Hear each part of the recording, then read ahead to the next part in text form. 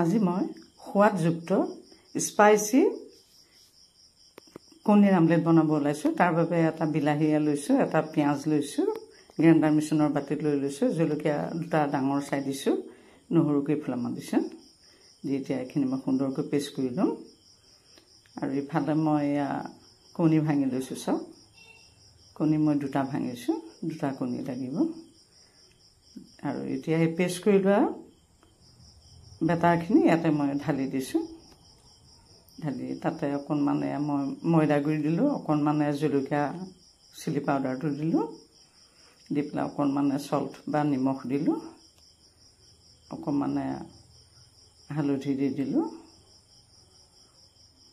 দি পেলাই এতিয়া এইখিনি সুন্দৰকৈ মই সানিছো। চাওক ধুনীয়াকৈ, যিমান ধুনীয়াকৈ ফেটি ল'ব তিমান ধুনীয়া অমলেটটো ভাল হ'ব। এতিয়া মই গেছটো জ্বলালো, জ্বলাই পেলাই এখন পান পাতি দিলো, দি পেলাই তাতে মাষ্টাৰ্ড অইল মিঠাতেল দিলো। তেলখিনি গৰম হোৱাৰ লগে লগে সেই কণীৰ বনাই লোৱা বেটাৰখিনি তেলতে ঢালি দিলো। দি এতিয়া অকণমান এয়া বহলাই দিছো।